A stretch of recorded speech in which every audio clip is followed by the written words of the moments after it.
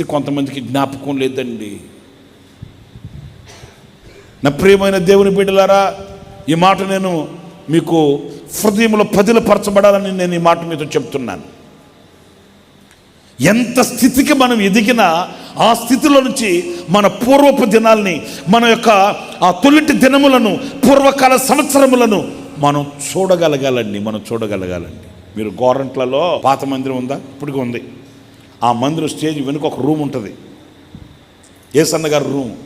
ఇప్పటికీ ఒకవేళ మీకు అంత ఆసక్తి ఉంటే గోరంట్లకి వెళ్తే అక్కడ ఉన్నవాళ్ళు పర్మిషన్ అడిగి ఆ అన్న రూమ్ చూపించండి మాకు అన్నీ వెళ్ళండి, నో ప్రాబ్లం. మన వాళ్ళు అడిగితే చూపిస్తారు. స్టేజ్ వెనుక యేసన్న గారికి ఒక రూమ్ ఉంటుంది, ఆ రూమ్లోకి వెళ్ళి చూడండి. ఆ రూమ్లో ఒక చిన్న లాంతరం తెలుసా మీకు? లాంతరు చిన్న దాన్ని ఏమంటారు? కిరోసిన్ది లాంతరం ఉంటుంది కదా, ఆ చిన్నది బుడ్డి, కిరోసిన్ బుడ్డి గోడకు తగిలించి ఉంటుంది. ఆ గదికి గోడలకి సిమెంట్ పూత కూడా ఉండదు, ఇప్పటికీ ఉంది. ఆయన జ్ఞాపకార్థంగా కట్టించుకున్న గది అది, యేసన్న గారు. స్టేజ్ వెనుకే ఉంటుంది గోరంట్లలో మందిరంలో. స్టేజ్ వెనుక యేసన్న గారి గది ఉంటుంది. ఆ గదిలోకి వెళితే గోడలకి సిమెంట్ పూత కూడా ఉండదు. దానికి మేగొట్టి ఒక చిన్న కిరోసిన్ బుడ్డి తగిలించి ఉంటుంది అక్కడ. ఎందుకు అది పెట్టుకున్నాడు అంటే, ఒక రోజట ఆయన సేవ ప్రారంభంలో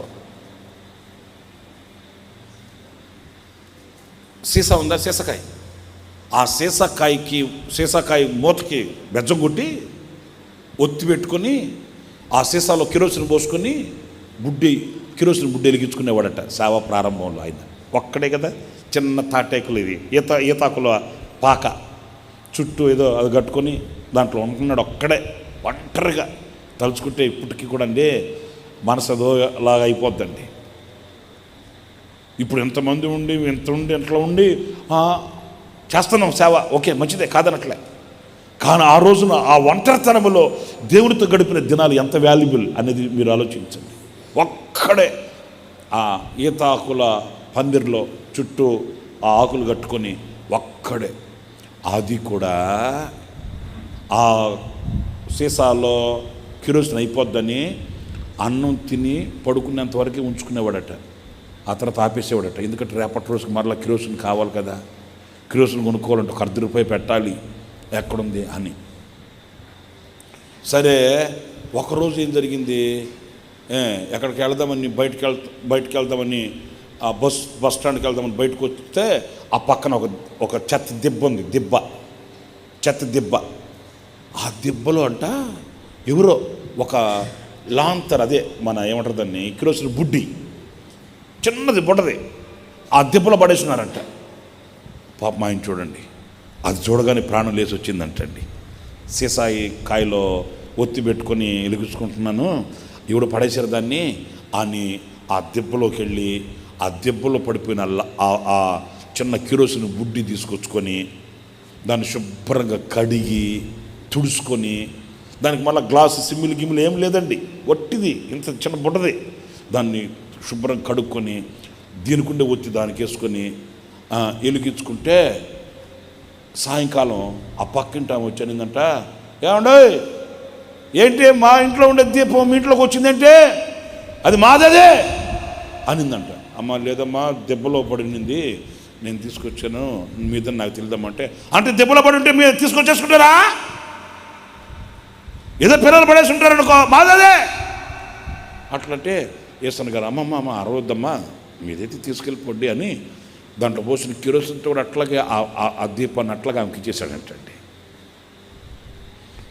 బాధాకరమైన విషయం ఏంటంటే ఆ దీపంతో కూడా ఈ సీసాలో పెట్టుకున్న ఒత్తి కూడా పోయింది.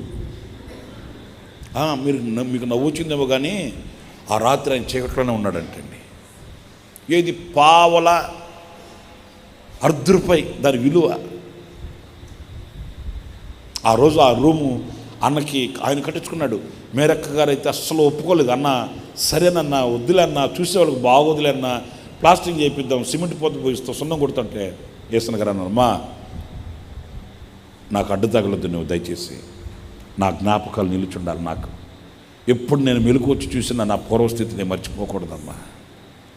ఇప్పటికీ ఉంటుందండి ఆ గోడకి ఆ చిన్న కిరోసిన బుడ్డి ఆడ తగిలిచ్చి ఉంటుంది. ఎందుకన్నా అంటే నా గత జీవితం నాకు ఎప్పుడు జ్ఞాపకం ఉండాలిరా. ఆ చర్చి ఓపెనింగ్కి ఆ రోజున ఆ రూమ్లో అన్నకి ఆ రూములో అన్న వెళ్ళే రోజు పాస్టర్లందరినీ పిలిచాడు, మమ్మల్ని అందరినీ ప్రార్థన చేయండి అంటే ప్రార్థన చేశారు. ఆ రోజు అన్న కూర్చొని ఆ రూమ్ని అలా ఎందుకు ఆయన కట్టించుకున్నాడో అవన్నీ ఇంచుమించు 2-2.5 గంట చెప్పుకొచ్చాడండి. 2-2.5 గంట కన్నీళ్ళు పెట్టని సావకులు లేడు ఆ రోజు. ఆయన కూడా పాపం కుమిలి కన్నీళ్ళు తుడుచుకుంటానే అవన్నీ చెప్పుకొచ్చాడు. రోజు ఆ లేమల్లి సెంటర్కి వెళ్ళి అన్నం వండుకుంటాడట. ఆ కొండ ప్రాంతానికి వెళ్ళి కట్టిపొలు ఏరుకొచ్చుకొని అన్నం ఎగరబెట్టుకుంటాడంట. కూరలు వండుకుని అంత ఎక్కడిది. అందుకని ఆ లేమల్లి సెంటర్కి వెళ్తే చిన్న బడ్డీ కొట్టు, ఆ బడ్డీ కొట్టులో 10 పైసలు ఇస్తే 2 నిమ్మకాయ ప్యాకెట్లు ఇచ్చేవాళ్ళంట. నిమ్మకాయ పచ్చడి ప్యాకెట్లు అట్టకి తగిలిచ్చి ఉంటారు కదా. ₹1 అట్లా పావలా ఇస్తే ఆ నిమ్మకాయ ప్యాకెట్లు ఇస్తారట 2. ఆ 2 నిమ్మకాయ ప్యాకెట్లు తీసుకొచ్చుకొని ఆ నిమ్మకాయ ప్యాకెట్లని ఆ వేడి అన్నంలో పిండుకొని అంత అన్నం తినడు. రోజు ఆ నిమ్మకాయ పచ్చడితో తినలేక ఆ వెనక కోళ్ల ఫారం ఉందంటండి. కోళ్ల ఫారం ఏదో ఒకరోజు వెళ్ళి ఒక కోడిగుడ్డు కొనుక్కొచ్చుకునేవాడట. వాళ్ళు అన్నారట, అబ్బాయి అంటే కొంచెం పగిలిపోయిన కోడిగుడ్లు ఉన్నాయి, అవి తీసుకుంటావా?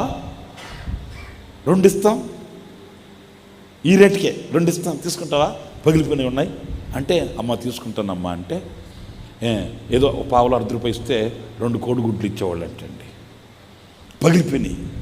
అవి కదలకుండా జాగ్రత్తగా అట్లాగా తీసుకొచ్చుకొని ఏదో అట్లాగా చేసుకుని తినేవాడట.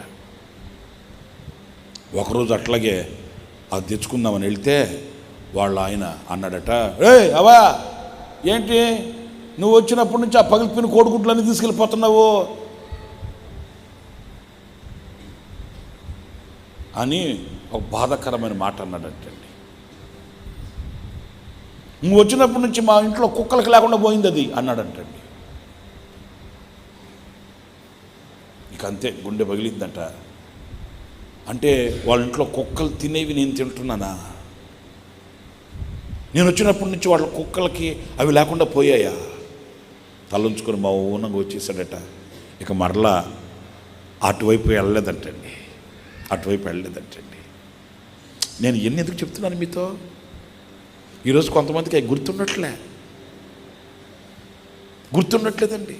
స్థితి మారింది కదా, పొజిషన్ మారింది కదా.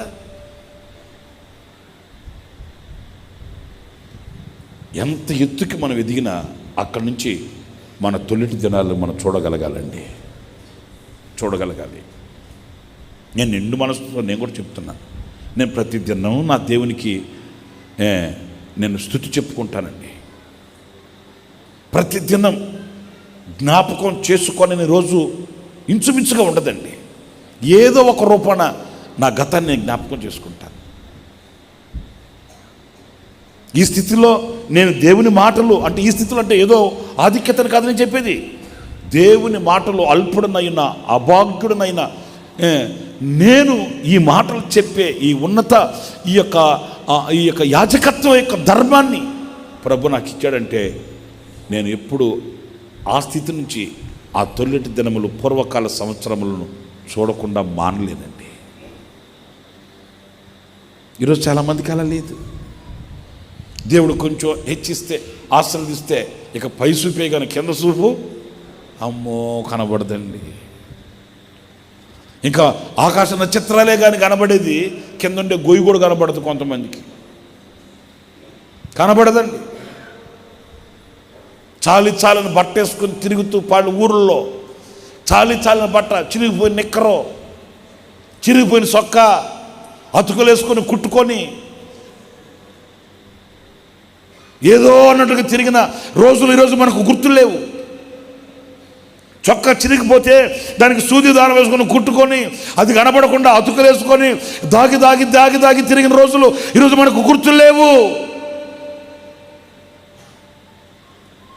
నా ప్రియమైన సహోదరులారా, ఇంతగా ఆశీర్వదించి, ఇంతగా హెచ్చించి, ఇంతగా ఘనపరిచిన ఆ దేవుడు మనం చూసినప్పుడు, మన కృతజ్ఞత లేని మనసుని ఆయన గమనించినప్పుడు ఆయన ఎంత వ్యధ చెందుతాడనేది మీరు ఆలోచించి చూడండి.